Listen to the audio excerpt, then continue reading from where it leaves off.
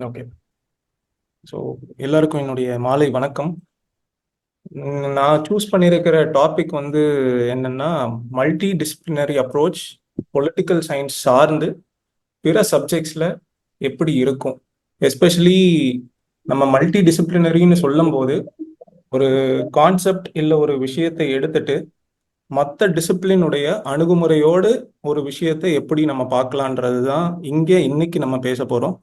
So அதில் நம்ம பெரும்பாலும் தமிழ் இலக்கியத்தில் குறிப்பிட்டு சில ரெஃபரன்சஸும், திரும்ப தமிழ் ஐடியாலஜி, அதாவது தமிழ் சித்தாந்தம், அதுக்கப்புறம் தமிழ் முறையியல் மெத்தடாலஜி, இந்த மாதிரி 3 ஆஸ்பெக்ட்ஸில் இதை வந்து நான் பிரித்து வச்சிருக்கிறேன்.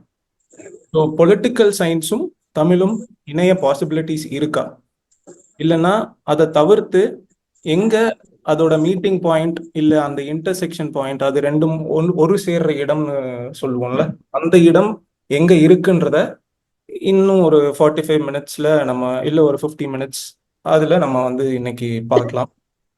So first of all sir, அடுத்த ஸ்லைட் போயிடலாம் சார்.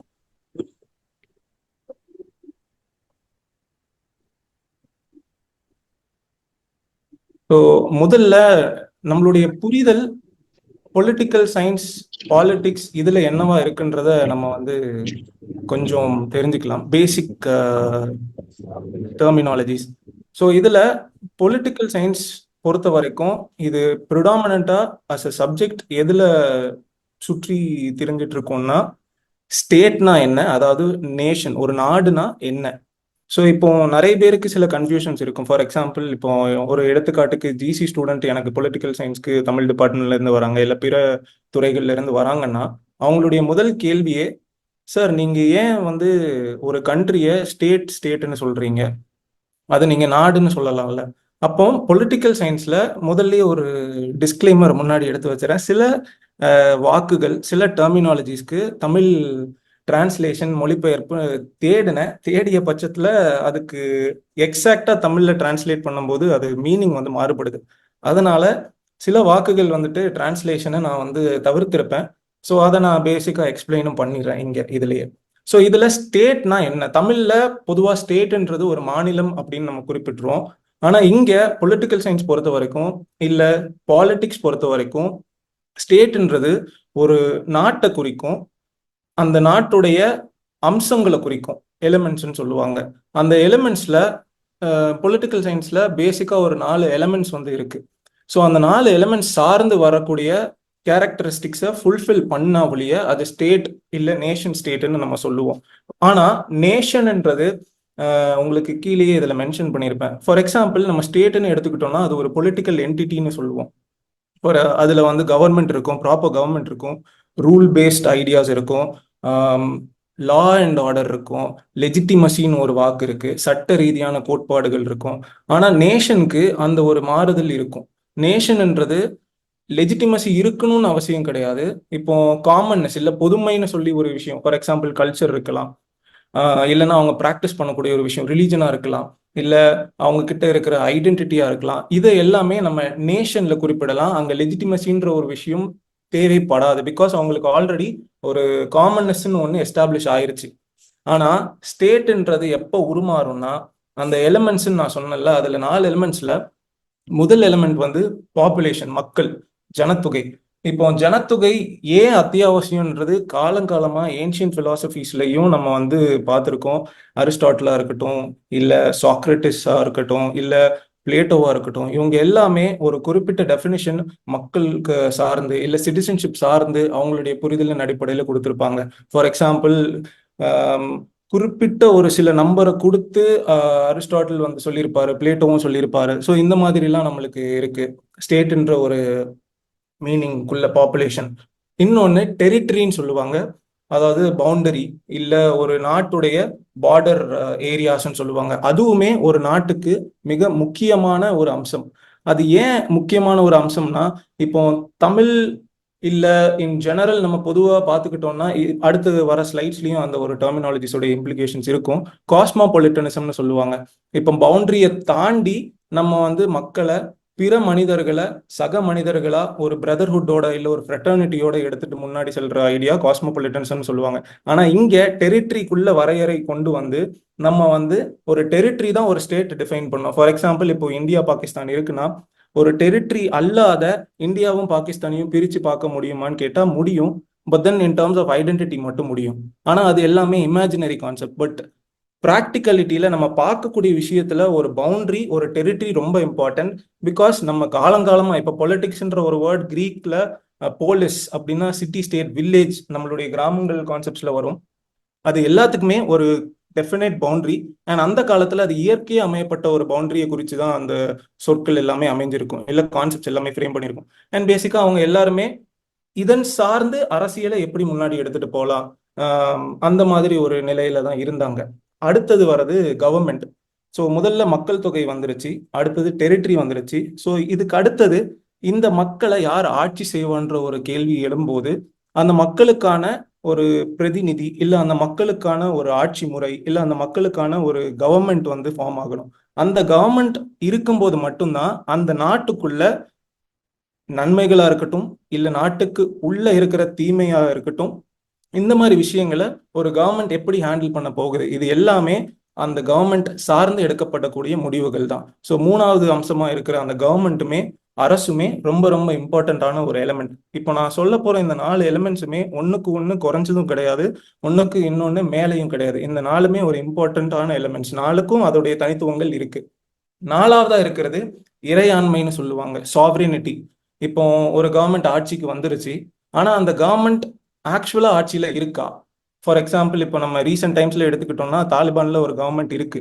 ஆனா இப்போ நீங்க நியூஸ் பேப்பர்ல நிறைய பாக்குறீங்க, உலக அரசியல் பாக்குறீங்கன்னா தாலிபான் ஆக்சுவலா அங்கீகரிக்கப்பட்ட ஒரு கவர்மெண்டா, அங்கீகரிக்கப்பட்ட ஒரு அரசா? இப்போ சில நாடுகள் தாலிபானுடைய வெளியுறவுத்துறையில இருக்கும்போது அவங்க வந்து நல்ல ரீதியில உள்ள அண்டர்ஸ்டாண்டிங்ல இருப்பாங்க. சில நாடுகள் தாலிபான் கூட இருக்கும்போது தாலிபானை நான் வந்து இன்னும் அங்கீகரிக்கப்படாத ஒரு கவர்மெண்டா தான் நான் பாக்குறேன். அவங்க வந்து அரசு அந்த பதவியை பறிச்சு எடுத்துக்கிட்டாங்க, நேர்மையான வழியில வரல. ஸோ இந்த எலெக்ஷன் அது மூலியமா வரல, மக்கள் தேர்ந்தெடுத்து வரல, அவங்களாவே வந்து ஆட்சி அமைச்சுக்கிட்டாங்க. ஸோ இந்த மாதிரி புரிதல்கள் எல்லாமே உலக அரசியல் இல்ல உலக மேடைகள்ல இருக்கு. ஸோ சாவரினிட்டியுமே ஒரு முக்கியமான அம்சம். நம்ம வந்துட்டு பாலிடிக்ஸ் இல்லை எலிமெண்ட்ஸ் இல்லை ஸ்டேட் பத்தி படிக்கும்போது இதுல லெஜிட்டிமசின்னு நான் ஒன்று சொன்னேன் தெரியும்ல. இந்த யாரு லெஜிட்டிமேட் ஆக்டர் இல்ல சட்டப்பூர்வமானவர் யார், இதை வந்து யார் குறிப்பிடுறா, இந்த ஒரு கேள்வி வந்து எல்லா ஸ்டேட் ஃபார்ம் ஆனதுக்கு அப்புறமுமே அதன் பின்னாடி ஓடிக்கிட்டே இருக்கும். ஸோ யார் தான் ஆக்சுவலா லெஜிட்டிமேட்டான ஆக்டர்? இப்போ நான் வந்து மக்கள் தொகையை எடுத்துக்கிட்டேன், இல்லை இப்போ நான் வந்து மக்கள் கிட்ட போய் கேட்க போறேன் அப்படின்னா மேபி எலெக்ஷன்ஸ்ல நான் சொல்லிடுவேன். இப்போ எலெக்ஷனே நடக்காத ஒரு நாட்டில் யார் லெஜிட்டிமேட்டான ஆக்டர்? ஃபார் எக்ஸாம்பிள் நம்மளுக்கு சர்வாதிகார ஆட்சிலாம் நடந்துட்டு இருக்கு ஒரு ஒரு சைட்ல. இப்போ நீங்க நேத்து கூட நீங்க நியூஸ் பேப்பர் பார்த்துருந்தீங்கன்னா இது நியூஸ் பேப்பர் இல்ல சோஷியல் மீடியால பார்த்துருந்தீங்கன்னா நார்த் கொரியால ஃப்ளட் வெள்ளம் நிறைய வந்துட்டு இருந்துச்சு. அதுக்கு அந்த நார்த் கொரியன் லீடர் வந்துட்டு அங்க இருந்த ஒரு 30 அபிஷியல்ஸை அவர் வந்து எக்ஸிக்யூட் பண்ணிட்டாரு இல்ல கொன்னுட்டாரு அப்படின்ற ஒரு கூற்று வந்து சவுத் கொரியன் ஸ்பை வந்துட்டு ரிலீஸ் பண்ணியிருந்தாங்க. ஸோ இந்த மாதிரி சில ஆக்டர்ஸும் இருக்காங்க உலக அரசியல்ல, அண்ட் அவங்களுடைய இம்ப்ளிகேஷன்ஸுமே உலக அரசியல்ல இருந்துட்டு தான் இருக்கு. ஸோ இந்த லெஜிட்டிமசின்னு நம்ம சொல்லப்படும் போது மக்கள் அவங்கள அங்கீகரிக்கணுமா இல்ல உலக நாடுகள் அவங்கள அங்கீகரிக்கணுமா இல்ல ஃபர்ஸ்ட் ஆஃப் ஆல் இந்த கவர்மெண்ட்டுக்கு யார் அந்த அங்கீகாரத்தை கொடுக்க போறா, இது எல்லாமே இன்டர்நேஷனல் ரிலேஷன் பொறுத்த வரைக்கும் ஒரு வேக்யூம்னு சொல்லலாம். இப்போ ஒரு பவர்ஃபுல்லான ஒரு பர்சன் இல்ல பொலிட்டிக்கல் சயின்ஸ்ல குளோபல் ஹெஜிமோன்னு சொல்லுவாங்க, இல்ல ஹெஜிமோன்னு ஒரு வார்த்தை இருக்கு. அதோடைய இம்ப்ளிகேஷன் என்னன்னா அவங்க தான் ஒரு டாமினன்ட் பவர். அந்த பவரை தாண்டி இன்னொரு பவர் வர்றதுக்கான சாத்தியக்கூறுகள் இருக்கு. ஆனா அவங்கள தாண்டி வர்றதுக்கு அவங்களால தனித்து வர முடியுமான்னு கேட்டா அது ஒரு ஐயமே தான், அது ஒரு கொஸ்டின் மார்க்காக தான் இருக்கும். ஸோ இந்த மாதிரி எல்லாம் இருக்கும்போது யாரு தான் இந்த லெஜிட்டிமேட் ஆக்டர்? ஸோ இதுக்கு தான் நம்ம வந்து அடுத்த ஆட்சி முறையுமே அதுல வந்து ஒரு பங்கு வகிக்குது. சார் அடுத்த ஸ்லைட் போயிடலாம் சார். ஸோ இதில் அண்டர்ஸ்டாண்டிங் லெஜிட்டிமசின்னு நான் ஒரு தனியாக ஒரு ஸ்லைட் கொடுத்துருந்தேன். இப்போ நம்ம வந்து இவங்க 2 பேரையும் பார்த்துக்கிட்டோம்னா 2 பேருமே லெஜிட்டிமேட் ஆக்டர்ஸ் அவங்க பாயிண்ட் ஆஃப் வியூல, அவங்கள பொறுத்த வரைக்கும். இப்போ இது வந்து இந்த சைடில் உங்களோட லெஃப்ட் சைடில் இருக்கிறது இந்தியன் எக்ஸ்பிரஸ்ல இருந்து எடுக்கப்பட்ட ஒரு புகைப்படம். இந்த சைடுல பிபிசி நியூஸ்ல இருந்து எடுக்கப்பட்ட ஒரு புகைப்படம். ரெண்டுமே ஆப்கானிஸ்தான் சாயில்ல இல்ல ஆப்கானிஸ்தான் மண்ணுல நடந்த இன்சிடென்ட்ஸ் பேஸ் பண்ணி எடுக்கப்பட்ட புகைப்படங்கள் தான். இப்போ நீங்க முதல் படம், அதாவது உங்களுடைய லெஃப்ட் சைட்ல இருக்கிற படம் பார்த்துக்கிட்டீங்கன்னா, அவங்க கிட்ட யூனிஃபார்ம் மட்டும்தான் இல்ல, மேபி அது அவங்களோட யூனிஃபார்மா கூட இருக்கலாம். அவங்களுடைய அண்டர்ஸ்டாண்டிங்ல இதுதான் அவங்களுடைய யூனிஃபார்மா இருக்கலாம். அண்ட் இந்த பக்கம் வெஸ்டர்ன் அட்டையர்ல சட்டை, பேண்ட், ஹெல்மெட், அதுக்கப்புறம் கையில ஒரு வெப்பன், இது எல்லாம் வச்சுட்டு அவங்களுடைய புரிதலின்படி இது அவங்களுடைய அட்டையர் இல்ல அவங்களுடைய ஒரு யூனிஃபார்மா இருக்கலாம். ரெண்டு பேருமே அவங்களுடைய அண்டர்ஸ்டாண்டிங் படி அவங்க ஒரு ஆர்கனைசேஷனை இல்லை ஒரு நாடு சார்ந்து அவங்களுடைய விஷயங்களை முன்னாடி எடுத்து வச்சுட்டு இருக்காங்க. இப்போ லெஜிட்டிமசின்னு ஒரு கொஸ்டின் வரும்போது இதுல இப்போ பொதுவா நம்ம லெஜிட்டிமசி அப்படின்ற ஒரு எக்ஸ்பிளனேஷன் கொடுத்ததுக்கு அப்புறம் ஜெனரலா கேட்டா எல்லாருமே ரைட் சைட்ல இல்ல ஒரு மோஸ்ட் ஆஃப் த பீப்புள், எல்லாருமேன்னு சொல்ல முடியாது, most of the people right சைட்ல இருக்கிற அந்த யூனிஃபார்ம் போட்ட பர்சனல்ஸ் தான் சொல்லுவாங்க. பட் தென் இங்க Taliban spokesperson point of வியூல இல்ல தாலிபான் ஒரு அமைப்பின் பாயிண்ட் ஆஃப் வியூல அவங்களுமே ஒரு லெஜிட்டிமேட் ஆக்டர் தான். ஏன்னா அவங்க அந்த பிரசிடென்ஷியல் பேலஸ்க்கு வழி நடத்தி எடுத்து செல்லும் போது ஆக்சுவலா அந்த கவர்மெண்ட், அங்க இருந்த கவர்மெண்ட் வந்துட்டு அந்த பிரசிடென்ட் உயிருக்கு பயந்து அவர் வந்து நாடை விட்டு வெளியேறிடுறாரு. இந்த மாதிரி நிறைய சினாரியோஸ் இருக்கு வேர்ல்ட் பாலிடிக்ஸ்ல, உலக அரசியல்ல. இது எல்லாமே கொஸ்டின் ஆஃப் லெஜிட்டிமசி சுத்தியே தான் ரிவால்வ் ஆயிட்டு இருக்கும். ஸோ இது ரெண்டு எக்ஸாம்பிள்ஸ். இன்னொன்று மூணாவது உள்ள எக்ஸாம்பிள், இப்போ டிபெட் அஸ் அ ரீஜன் நீங்க எடுத்துக்கிட்டீங்கன்னா அவங்களும் சைனாக்கு உள்ள இருக்கிற ஒரு மிகப்பெரிய ஒரு ரீஜன். இந்தியா, அதுக்கப்புறம் நேபாள், அதுக்கப்புறம் பூட்டான், இவங்களெல்லாம் சைனா எந்த அளவுக்கு க்ளோஸா இருக்கோ அதோடைய ப்ராக்சிமிட்டின்னு சொல்லுவாங்க. அது டிபெட்டோடைய பங்கு மிகவும் முக்கியமானது. அண்ட் அதனாலேயோ என்னவோன்னு தெரியாது, நெஹ்ரு வந்துட்டு டிபெட்டை எப்பவுமே விட்டு கொடுத்தது கிடையாது. அண்ட் உலகத்திலேயே ரெஃப்யூஜிஸ்க்கு நம்ம வந்து ஒரு கவர்மெண்ட் வெளியே ஃபங்க்ஷன் ஆயிட்டு இருக்குன்னு நம்ம பார்த்தோம்னா அது வந்துட்டு நம்மளுக்கு டிபெட்டியன் ரெஃப்யூஜி கவர்மெண்ட் தான். அந்த கவர்மெண்ட்டுமே நம்மளுக்கு ஹிமாச்சல் பிரதேஷ் தரம்ஷாலால ஃபங்க்ஷன் ஆயிட்டு இருக்கு. நீங்க ஆதார் கார்டு எடுத்தீங்கன்னா ஆதார் கார்டு இருக்கும், அவங்களுக்கு பேங்க் அக்கௌண்ட் இருக்கும், இது எல்லாமே அவங்களுக்கு இருக்கு. ஈவன் அவங்க ப்ரொஃபஷனல் கோர்சஸ் சூஸ் பண்ணிக்கலாம். இப்படி ஒரு தனித்துவமான ஒரு நிலையில இந்த டிபெட்டியன் ரெஃப்யூஜிஸ் இருக்காங்க. இது எதனால? இது வந்து மேபி அந்த டெரிட்டரி, அந்த ரீஜன் அமைஞ்சிருக்கிற ஒரு இடம்னாலயா, இல்ல ஆப்கானிஸ்தான்ல ஏன் இந்த ஒரு ப்ராப்ளம் இருக்கு, அவங்க இருக்கிற அந்த ரீஜன்னாலயா? ஸோ எல்லாத்துக்குமே இதுதான் ஜியோ பாலிட்டிக்ஸ்ன்னு சொல்லுவாங்க. ஒரு நாடு அமைந்திருக்கக்கூடிய அந்த பிரதான பகுதி, அந்த லொகேஷன், இது தீர்மானிக்கும் எந்த நாடு பவர்ஃபுல்லா வரும்னு. இப்போ பொலிட்டிக்கல் சயின்ஸ்ல ஐஆர்ல, இன்டர்நேஷனல் ரிலேஷன்ஸ்ல, உலக அரசியல்ல ஒரு ஸ்காலர் இருக்காரு மீர் ஷைமர்னு சொல்லிட்டு. அவரு யுஎஸ், அதாவது யுனைடெட் ஸ்டேட்ஸ் ஆஃப் அமெரிக்காவை ஒரு ஆசீர்வதிக்கப்பட்ட ஒரு நாடுன்னு சொல்லுவாரு. ஏன்னா அது வந்து ஐசோலேட்டடா இருக்கு, தனித்து இருக்கு. நாலு பக்கமும் அதுக்கு கடல் இருக்கு. வெளியே இருந்து வரக்கூடிய ஆபத்துகள் இல்ல த்ரெட்ஸ் வந்து மினிமலா இருக்கும். அவங்க ஆயத்தப்படக்கூடிய சமயம் வந்து அவங்க கையில நிறையவே இருக்கும். அண்ட் அதனாலேயே அவங்க வந்து அவங்களுடைய எக்கனாமிக் பாலிசிஸை உலக போர், ஒன்றாம் உலக போர் நடக்கும்போது அவங்க அதுல பில்ட் பண்ணிக்கிட்டாங்க அவங்கள. அண்ட் இரண்டாம் உலக போர் நடந்துட்டு இருக்க டைம்ல அவங்க வந்து உள்ள என்டர் ஆனாங்க. இது எல்லாமே ஒரு கண்ட்ரிக்கு டெரிட்டரி எவ்வளவு முக்கியமானதுன்றத குறிப்பிடுது. இப்போ யூஎஸ் வந்துட்டு அங்க இல்லாம ரஷ்யா மாதிரி ஒரு சைட்ல இருந்துச்சுன்னா யூஎஸ் ஒரு சூப்பர் பவர் ஆயிருக்குமான்றது ஒரு கொஸ்டின் மார்க். மேபி ஆயிருக்கலாம், பட் ஸ்டில் அது ஒரு கொஸ்டின் மார்க். இப்போ இருக்கிற அந்த டாமினன்ஸ் வந்து இன்டர்நேஷனல் ரிலேஷன்ஸ்ல அவங்களுக்கு எந்த அளவுக்கு இருக்கோ அது இருக்குமான்னு கேட்டால் அதுவும் ஒரு கொஸ்டின் மார்க் தான். இப்போ இந்தியாவுடைய வளர்ச்சின்னு எடுத்துக்கிட்டாங்கன்னா கூட நம்மளுக்கு இவ்வளோ பெரிய ஒரு அப்ரோச் வந்து ஒரு தனி நாடுக்கு கடல் ரீதியா இருக்கிறது இந்த கண்டத்துல இந்தியாவுக்கு மட்டும்தான். மற்ற எல்லாம் இப்போ ஆப்பிரிக்கா கான்டினென்ட் எடுத்துக்கிட்டோம்னா எல்லாமே சின்ன சின்ன குட்டி குட்டி நாடுகள், situated in Indo Pacific region, இல்லை இந்தியன் ஓஷன் ரீஜன் சொல்லிக்கலாம்.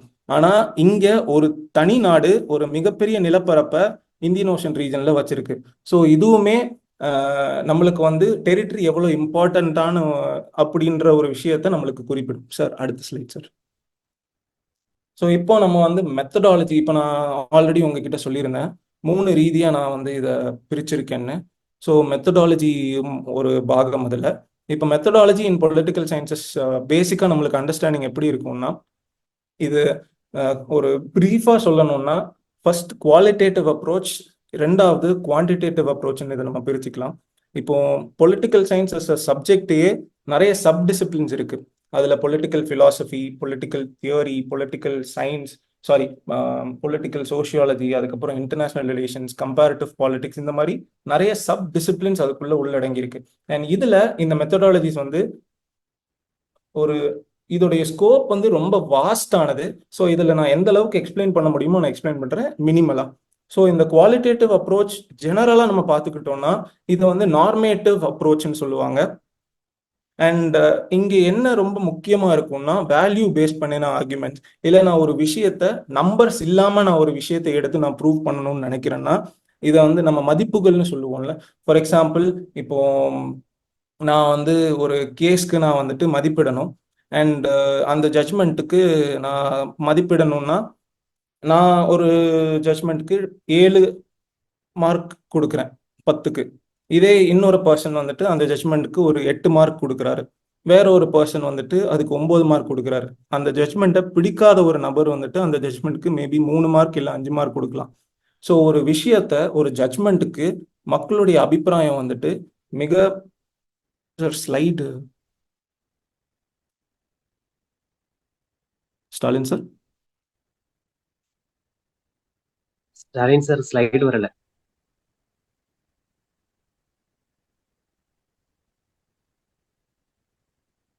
ஓகே, நான் ட்ரை பண்றேன்.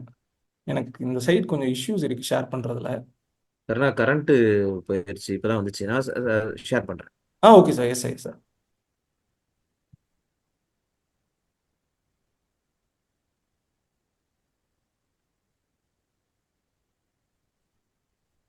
சார் இதுக்கு முந்தைய ஸ்லைட் சார். சார் இதுதான். ஸோ என்னுடைய மதிப்பு ரீதியில நான் வைக்கக்கூடிய ஒரு ஆய்வுகள் வந்துட்டு ஒருத்தருக்கு ஒரு தனிநபருக்குமே பெர்ஸ்பெக்டிவ்னு சொல்லக்கூடியது மாறும். ஸோ இங்க இதுதான் பொலிட்டிக்கல் சயின்ஸ்ல ஒரு கருப்பு காலம் அப்படின்னு கூட சொல்லலாம். அண்ட் இங்க இருந்து ரெவல்யூஷன் ரிசர்ச் ஓரியன்டா பொலிட்டிக்கல் சயின்ஸ்ல வந்துட்டு நிறைய மாற்றங்களை சப்ஜெக்ட் உள்ள கொண்டு வந்துச்சு. அண்ட் அந்த மாற்றங்கள் தான் நான் கீழே உங்களுக்கு 3வது பாயிண்ட்ல ட்ரெடிஷ்னலிசம் வெர்சஸ் பிஹேவியரலிசம்னு சொல்லியிருப்பேன். ட்ரெடிஷ்னலிசம் வந்துட்டு ட்ரெடிஷன்ஸ் அதாவது பழைய பழைய மெத்தட்ஸ் வச்சுட்டு எந்த அளவுக்கு நம்ம ரிசர்ச் எடுத்துட்டு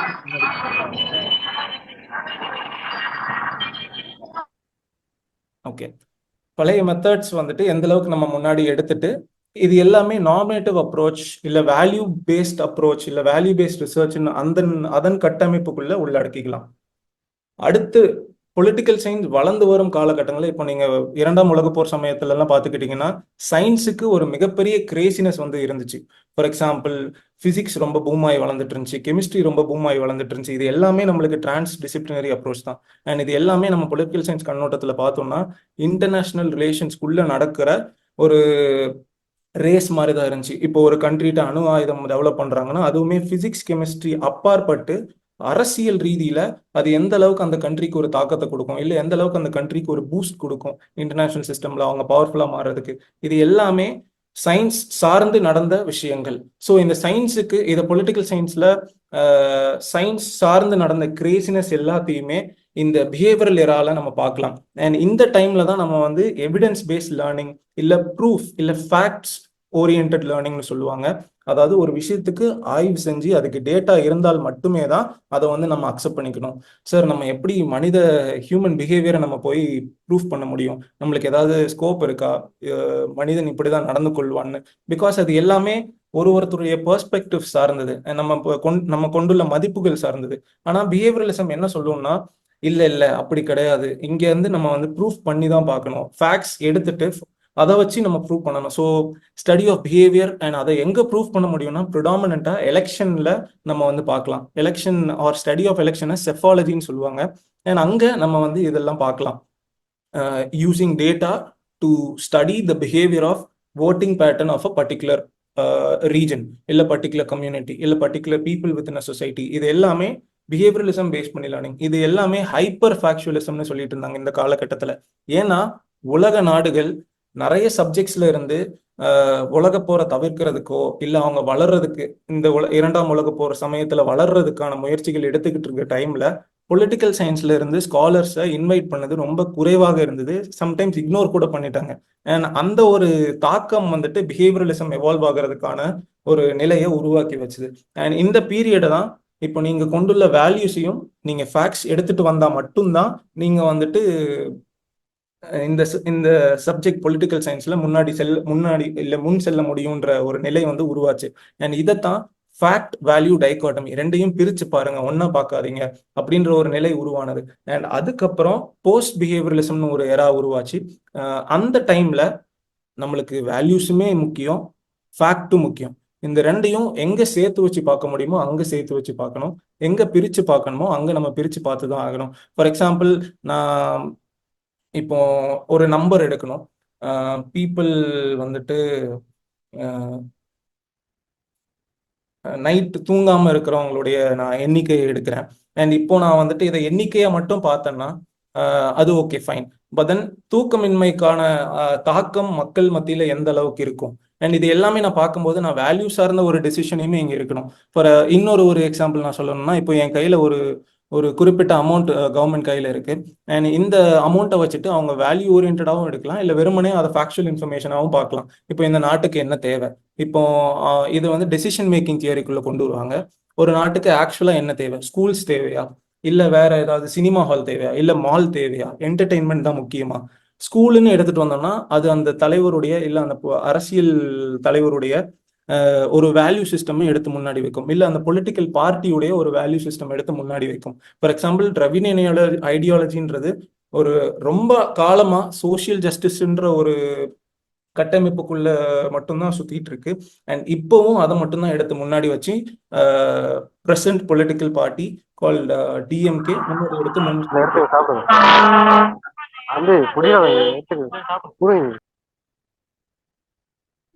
கண்டினியூ. ஓகே, ஸோ இது வந்துட்டு ஃபேக்ட் வேல்யூ டைகாட்டமில இருந்து நம்ம இந்த டிரான்சிஷன் ஃபேஸ் வந்துட்டு போஸ்ட் பிஹேவியரல் ஏரால நம்ம பார்க்கலாம். சார் அடுத்த ஸ்லைட் சார்.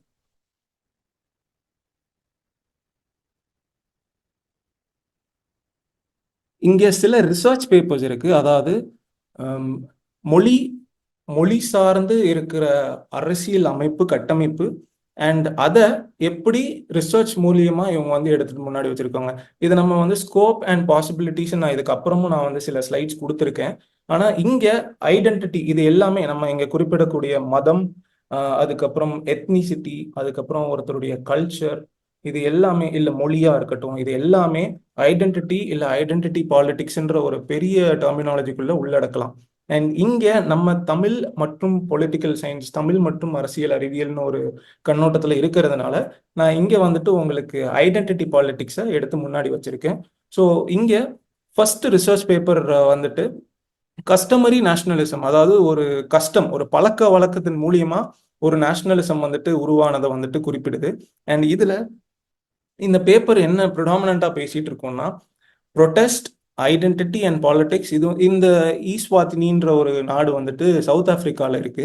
அண்ட் அங்க journal of contemporary African studies இங்க இந்த ஜேர்னல்ல ஒருத்தர் வந்து பப்ளிஷ் பண்ணியிருக்காரு. அண்ட் இதோடைய கான்டெக்ட் என்னன்னா, பயோபொலிட்டிக்கல் ரெஜிம்.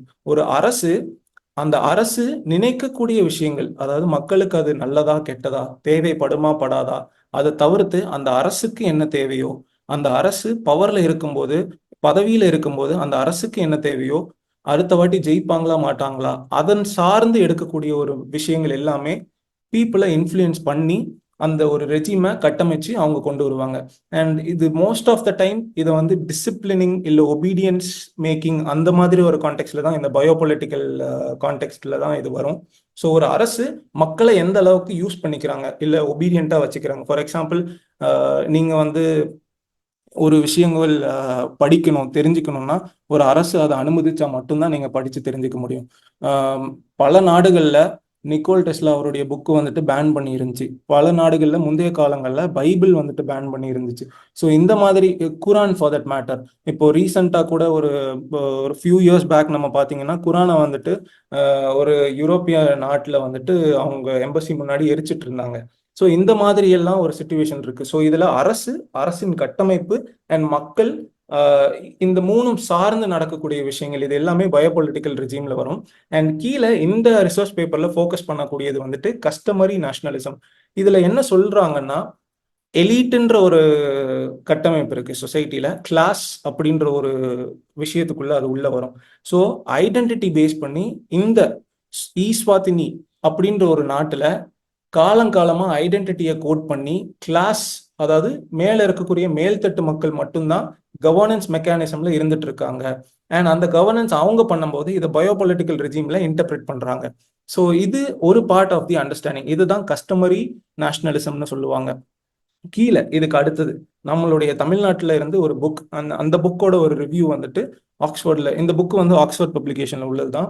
அண்ட் இதோட ரிவ்யூமே T&F ஸ்கோப்பஸ்ல இருக்கு. அண்ட் இதுல religion, caste and nation in South India, Maraimalai Adigal, the neo Saivite movement and Tamil nationalism, அவருடைய காலம் குறிப்பிட்டு அதுக்கப்புறம் பப்ளிகேஷன் ரவி வைத்தீஸ் அவரு பண்ண பப்ளிகேஷன் இது. அண்ட் இதுல நீங்க பாத்துக்கிட்டீங்கன்னா தமிழ் தேசியம் இதுல ப்ரிடாமினண்டா, அதாவது பெரும்பாலும் இந்த ஒர்க்ல அவங்க பேசப்பட்டது என்னன்னா தமிழ் தேசியம், அதுக்கப்புறம் மதச்சார்பற்றாமை, அண்ட் அதுக்கப்புறம் அடையாளம், அண்ட் கீழே டிராவிடியன் ஐடியாலஜி, டிராவிடியன் சித்தாந்தமும். அண்ட் இது எல்லாம் சார்ந்து மறைமலை அடிகள் அவருடைய பேரை மாற்றுறதுல இருந்து தமிழ் தேசியத்துக்கு ஒரு முன்னோடியா எந்த அளவுக்கு அவர் அந்த விதையை பயிரிட்டு இருக்காரு. அண்ட் இது எல்லாமே எத்னிசிட்டியும் சார்ந்து, ஐடென்டிட்டி சார்ந்து. இங்க ஐடென்டிட்டின்னு நம்ம குறிப்பிடும் போது இங்க வந்துட்டு லாங்குவேஜை முன்னாடி எடுத்து வைக்கிறோம். ஸோ இது எல்லாமே ஒரு எந்த அளவுக்கு ஒரு இம்பார்ட்டன்ஸை நம்மளுக்கு குறிப்பிடுதுன்னு, இதுவுமே ஒரு அரசியல் அமைப்புல ஒரு முக்கியமான ஒரு நிகழ்வு தான். ஸோ சார் அடுத்த ஸ்லைட் போயிடலாம் சார்.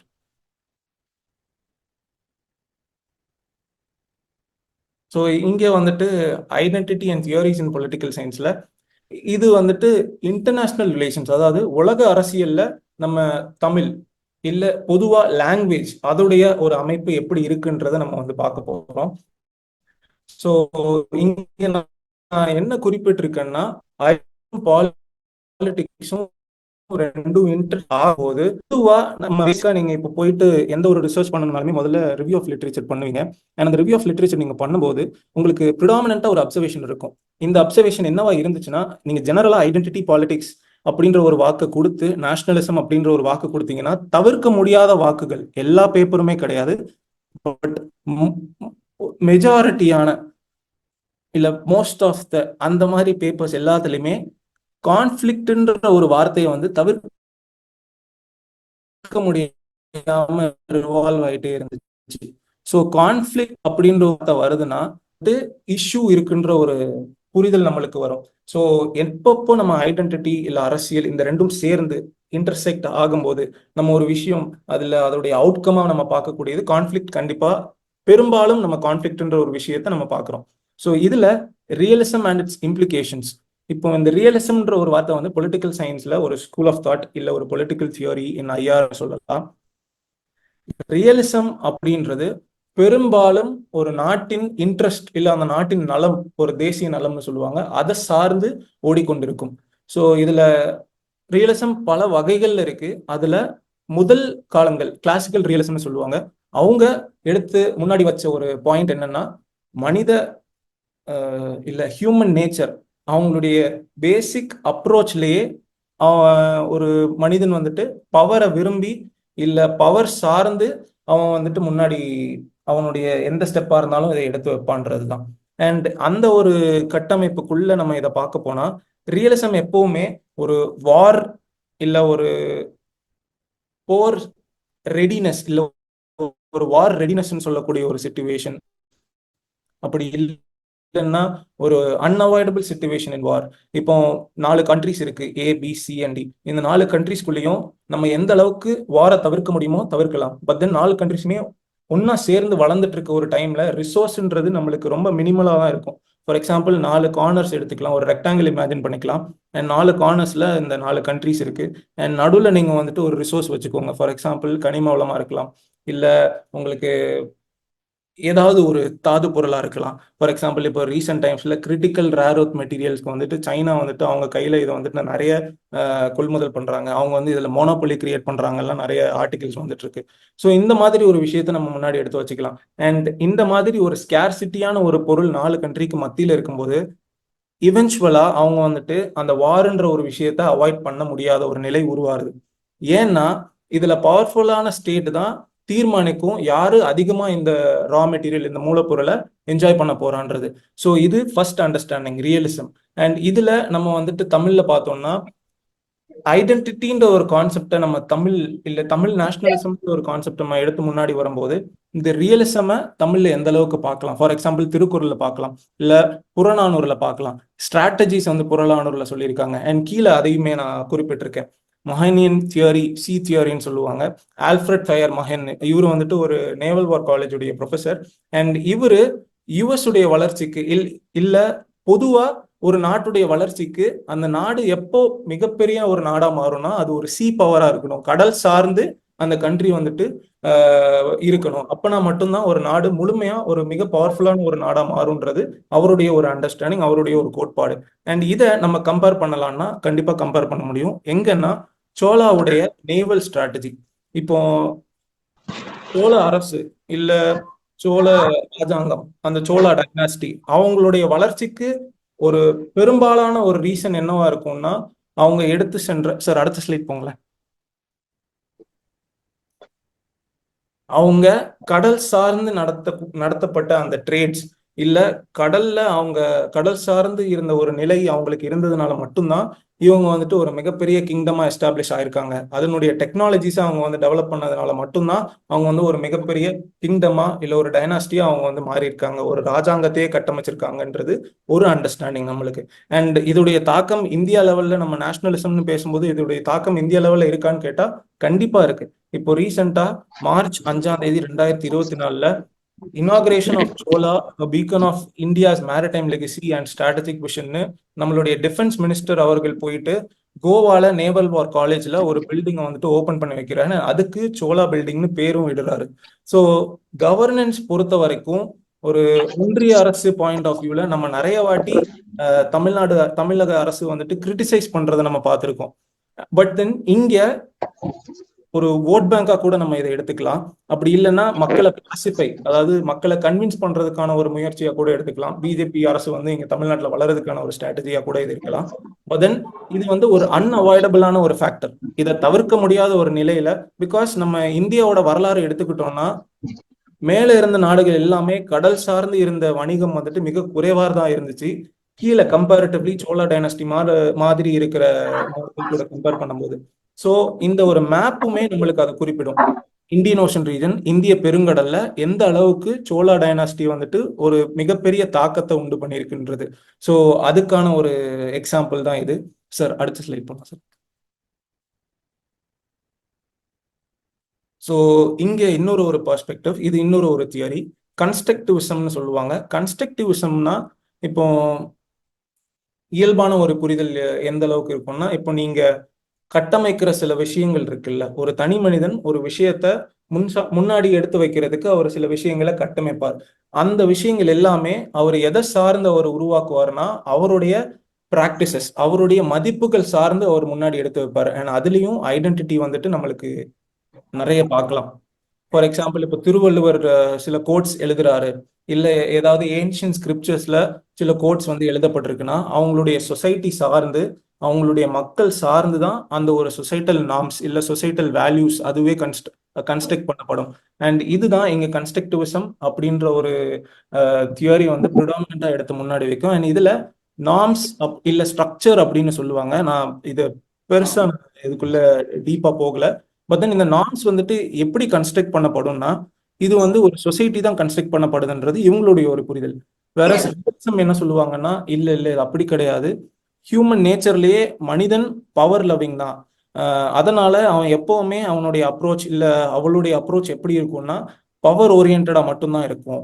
அண்ட் அப்படி ஒரு நிலை வரும்போது ஒரு நாடு ஆள போறதும் கண்டிப்பா ஒரு மனிதன் தான். அண்ட் அந்த மனிதனும் இல்ல அந்த நபருமே பவர் சார்ந்துதான் இருப்பாங்க. அவங்களுடைய நேஷனல் இன்ட்ரெஸ்ட், அதாவது தேசிய நலம் எப்பவுமே பவர் சார்ந்துதான் இருக்கும். என் நாடு பெருசா இருக்கணுமா, கண்டிப்பா என்னோட நாடு தான் பெருசா இருக்கணும். இதே தான் நம்ம தமிழ் நேஷனலிசத்திலையும் பார்க்கலாம்.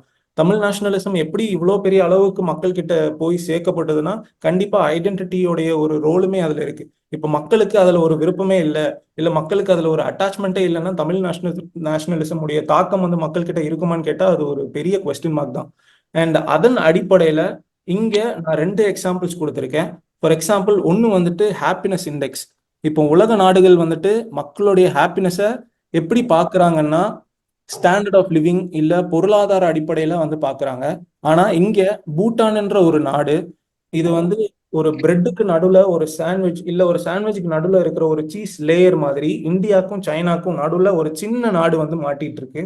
அண்ட் நிறைய வாட்டியுமே இந்தியா சைனாக்கு நடக்கிற அந்த வாக்குவாதத்துல இந்த நாடு தான் எப்பவுமே மிகப்பெரிய ஒரு சந்திச்சு கொண்டுட்டே இருக்கும். பட் தென் இங்க ஹாப்பினஸ் இண்டெக்ஸ்னு ஒரு விஷயம் வரும்போது உலக ரீதியில ஃபேமஸா இல்ல அக்னாலேஜ், அதாவது அங்கீகரிக்கப்பட்ட ஒரு நாடா தனித்துவம் கொண்ட ஒரு ஹாப்பினஸ் இண்டெக்ஸை உருவாக்குனது இந்த ஒரு நாடு தான். அண்ட் இந்த ஒரு நாடுல ஹாப்பினஸ் வந்துட்டு பொருளாதார அடிப்படையில கிடையாது. பட் தென் அவங்களுடைய அசோசியேஷன் வித் என்வாயன்மெண்ட், இப்போ எக்காலஜி கூட, இப்போ அவங்கள சுத்தி இருக்க அந்த சுற்றுச்சூழல் கூட, என்வாயன்மெண்ட் கூட அவங்க எந்த அளவுக்கு வந்துட்டு அசோசியேட்டடா இருக்காங்க அண்ட் அதை சார்ந்து தான் ஹாப்பினஸ் வந்துட்டு மெஷர் பண்றாங்க இந்த நாட்டுல. அண்ட் இதுவுமே வேர்ல்ட் ஹாப்பினஸ் இண்டெக்ஸ்ல நம்ம வந்துட்டு இதோடைய தாக்கமுமே இருக்கு. உலக நாடுகள் இந்த பாயிண்ட் ஆஃப் வியூமே அங்கீகரிச்சிருக்காங்க. அண்ட் நம்ம பொருளாதார ரீதியில தான் இதை பார்க்கணுமான்ற ஒரு கொஸ்டின் மார்க்கும் அதுக்கப்புறம்லாம் எழுந்திருக்கு. பட் தென் இன் ஜெனரல் ஒரு சின்ன நாடு ஒரு தாக்கத்தை உருவாக்க முடியுமான்னு கேட்டா கண்டிப்பா முடியும். அண்ட் அந்த நார்ம்ஸ் பேஸ் பண்ணி தான் அதுவுமே நடந்துட்டு இருக்கு இங்க. அண்ட் இங்க நம்ம ஐடென்டிட்டி பார்க்க போனா கண்டிப்பா ஐடென்டிட்டியும் அவங்க வந்துட்டு இயற்கையோட ஒன்றி வாழுதுல அவங்களோட ஐடென்டிட்டி அவங்க முன்னாடி எடுத்து வைக்கிறாங்க. ஃபார் எக்ஸாம்பிள் நம்ம திராவிடியன் ஐடியாலஜி நம்ம ஐடென்டிட்டியா இண்டிபெண்டன்ஸ் மூவ்மெண்ட் டைம்ல நம்ம வந்து எடுத்து முன்னாடி வச்சிருந்தோம். ஆரியன் தியரிஸ்க்கு, ஆரியன் கட்டமைப்புக்கு நேரா நம்ம எடுத்து முன்னாடி வச்சிருந்தோம். காஸ்ட், அது அந்த காஸ்ட்ன்ற ஒரு கட்டமைப்புக்கு எதிராக நம்ம எடுத்து வச்சிருந்தோம். ஸோ இங்கேயுமே நம்ம ஐடென்டிட்டியை தமிழ் நேஷனலிசம் இல்ல திராவிடியன் ஐடியாலஜி கூட நம்ம ஒப்பிட்டு பார்க்கலாம். அண்ட் அதுக்கப்புறம் நியூக்ளியர் நார்ம்ஸ்னு சொல்லுவாங்க. இப்போ ஃபார் எக்ஸாம்பிள் நியூக்ளியர் பவர் வந்துட்டு இல்ல ஒரு நியூக்ளியர் வெப்பன் வந்துட்டு முக்காவாசி பெரும்பாலான டெவலப் கண்ட்ரிஸ் எல்லார் கையிலயுமே இருக்கு, இந்தியா பாகிஸ்தான் உட்பட. ஆனா இப்போ இந்தியா கையில இல்ல யூஎஸ் கையில 500 நியூக்ளியர் வெப்பன்ஸ் இருந்தா கூட அந்த நாடு வந்துட்டு ஒரு ப்ரொடெக்டரா தான் செக்யூரிட்டி கான்டெக்ட்ல பார்க்கப்படுது. இதுவே ஈரான் அவங்க டெவலப் பண்ணா இல்ல நார்த் கொரியா டெவலப் பண்ணா உலக நாடுகள் கட்டமைக்கப்படுறது என்னன்னா, ஒரு நியூக்ளியர் பாம் அவங்க கையில இருந்தா கூட அந்த அது வந்துட்டு உலக அரசியல்ல இல்ல இன்டர்நேஷனல் சிஸ்டம்ல பேட் ஸ்டேட்னு சொல்லுவாங்க, இல்ல பேட் பிளேயர்னு சொல்லுவாங்க. இந்தியா 2005 வரைக்குமே ஒரு நான் ரெஸ்பான்சிபிள் நியூக்ளியர் ஸ்டேட் அப்படின்ற ஒரு டேக்லைனோட தான், அப்படின்ற ஒரு ஐடி கார்டோட தான் சுத்திக்கிட்டு இருந்துச்சு. அண்ட் சடனா யுஎஸ் தலைமை வந்துட்டு இங்க டீல்லாம் சைன் பண்ணுவாங்க, நியூக்ளியர் டொமஸ்டிக் பாலிசிஸ்லாம் சைன் பண்ணுவாங்க. அண்ட் அந்த ஒரு அண்டர்ஸ்டாண்டிங், அந்த ஒரு புரிதல் ரெண்டு நாட்டுகளுக்கு இடையே வந்ததுக்கு அப்புறம் இந்த கட்டமைப்பு வந்து டோட்டலா மாறிடுச்சு. ஸோ இதுதான் நியூக்ளியர் நார்ம்ஸ். இப்போ பிரிட்டன் கையில 500 நியூக்ளியர் வார்ஹெட்ஸ் இருந்தாலும் அது பிரச்சனை இல்லை. ஆனா நார்த் கொரியா கையில ஒரு நியூக்ளியர் வார்ஹெட் இருந்தா கூட அது பிரச்சனை தான். ஸோ இதுவுமே உலக அரசியல்ல எப்படி இன்ஃப்ளூயன்ஷியலான ஒரு பர்சன் கட்டமைக்கிறாங்க ஒரு விஷயத்துக்கான ஒரு நாம, அதன் அடிப்படையில தான் இந்த இதை ஒரு எக்ஸாம்பிள் நான் கொடுத்திருந்தேன். ஸோ இப்போ நம்ம வந்து ஸ்கோப் அண்ட் பாசிபிலிட்டிஸ் பத்தி பார்க்கலாம். சார் பேக்ரவுண்ட்ல ஒரு ஆடியோ, நான் கண்டினியூ பண்ணிட்டா sir? Okay, thank you sir. Yes sir. So இதுல முதல் ஸ்கோப் அண்ட் பாசிபிலிட்டிஸ் நம்ம பார்த்தோம்னா, ஃபர்ஸ்ட் உலக மேடையில ஒரு இந்தியன் பர்சன் வந்துட்டு, ஒரு தமிழ் பர்சனும் கூட, ஒரு தமிழ் நாட்டை சார்ந்த ஒரு நபர் வந்துட்டு ஐநால யூரோப்பியன் யூனியன் பத்தி பேசுற டைம்ல இவர் வந்துட்டு யாதும் ஊரே யாவரும் கேளீர்னு அந்த பன்மைத்துவம் இல்ல அந்த காஸ்மோபாலிட்டனிசம்னு சொல்லக்கூடிய ஒரு விஷயத்த கணியன் பூங்குட்டுனார் எந்த அளவுக்கு நரேட் பண்ணியிருந்தாரோ அதை அங்க போயிட்டு அவர் பேசுறாரு. தமிழுடைய தாக்கம் உலக அரசியல் இல்ல உலக மேடைகள்ல முன்னாடி எடுத்து வைத்த ஒரு நபர் நம்மளுடைய ஐயா டாக்டர் ஏபிஜே அப்துல் கலாம் அவர்கள் தான். அண்ட் இவருடைய இந்த தாக்கம் அந்த ஸ்பீச் பெரிய வரவேற்பை வந்து பெற்றிருந்துச்சு அந்த உலக அரசியல் மேடையில. அண்ட் அதற்கான ஒரு எக்ஸாம்பிள் தான் இது. ஒரு இலக்கியம் சார்ந்த ஒரு விஷயத்தை எடுத்து அதுக்குள்ள இருக்கிற அந்த நல் விஷயத்தை எடுத்து உலக மேடையில தமிழை ப்ரொமோட் பண்ணி ஒரு நபர் பேசுறது இங்க ஸ்கோப் அண்ட் பாசிபிலிட்டிஸா நான் முதல்ல எடுத்து பார்க்கிறேன். பிகாஸ் நம்மளுடைய இலக்கியம் எடுத்து பார்த்துக்கிட்டோம்னா எல்லாத்துக்கான விஷயங்களும் அதுல வந்து உள்ளடக்கப்பட்டிருக்கு. இப்போ ஸ்டேட் கிராஃப்ட் பத்தி பார்க்கணுமா, ஒரு நாட்டை எந்த அளவுக்கு வழி நடத்தணும் அதை பத்தி பார்க்கணுமா இருக்கு, அன்பு பத்தி பார்க்கணுமா இருக்கு, அறம் பத்தி பார்க்கணுமா இருக்கு, சாவரனிட்டி இறையாண்மை பத்தி பார்க்கணுமா இருக்கு. ஸோ இந்த மாதிரி எல்லாமே அந்த ஒரு ஹோலிஸ்டிக் பேக்கேஜா கம்ப்ளீட் பேக்கேஜா நம்மளுடைய இலக்கியங்கள்ல எல்லா விஷயங்களுமே இருக்கு. இதை எப்படி நம்ம ரெஃபர் பண்ணிக்க போறோம்? இப்போ ஃபார் எக்ஸாம்பிள் நம்மளுடைய ஸ்டூடெண்ட்ஸ் வந்து காம்படிட்டிவ் எக்ஸாம்ஸ்லாம் போறாங்கன்னா, என்னுடைய டெல்லி எக்ஸ்பீரியன்ஸ் பேஸ் பண்ணி நான் சொல்றேன். டெல்லியில இப்போ நம்ம பசங்க வந்து காம்படிட்டிவ் எக்ஸாம்ஸ் போறாங்கன்னா, அங்க ஃபர்ஸ்ட் டைம் ஒரு அவுட் ஆஃப் த பாக்ஸ் பெர்ஸ்பெக்டிவ்னு நம்ம கொடுக்க போறோம்னா, நம்ம திருக்குறள்ல இருந்து எடுத்து கொடுக்கும்போது அங்க இருக்கிற அந்த ஆசிரியர்கள் வந்துட்டு அதை வந்து ஓ இவ்வளவு விஷயங்கள் இருக்கா அந்த ஒரு கண்ணோட்டத்துல தான் அதை பார்த்தாங்க. இம்மீடியட்டா நான் வெளியே வரும்போது, இது பொலிட்டிக்கல் சயின்ஸ்க்கு ஒரு ஃபேமஸான ஒரு பர்சன் இருக்காங்க டெல்லியில. அவங்களுக்கு நான் வரும்போது ஒரு திருக்குறள் நான் கிஃப்ட் பண்ணிட்டு வந்தேன், ஒரு திருக்குறள் புக்கை. அவங்களுடைய அண்டர்ஸ்டாண்டிங் இப்பவும் நான் அவங்க கிட்ட ஏதாவது கால் பண்ணேன்னா, ma'am I have gifted you Thirukkural book அப்படின்னு சொன்னா அவங்க அதை இமீடியட்டா கேப்சர் பண்ணிப்பாங்க. ஸோ ஒரு தமிழுக்கான ஒரு தாக்கம் இல்ல தமிழ் மொழிக்குள்ள இருக்கிற அந்த விஷயங்களுடைய தாக்கம், இதை வந்து நான் ஃபர்ஸ்ட் ஸ்கோப் அண்ட் பாசிபிலிட்டிஸ்குள்ள நான் வந்து பார்க்குறேன்.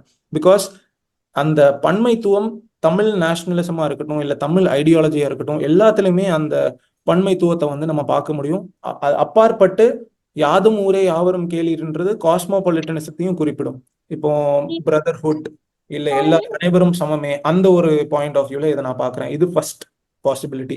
உலக மேடையில இன்டர்நேஷனல் ரிலேஷன்ஸ் சம்பந்தமா ஒரு நபர் தமிழை எடுத்து ஒரு தாக்கத்தை உருவாக்க முடியும்னா மொழி சார்ந்து கண்டிப்பா உருவாக்க முடியும்.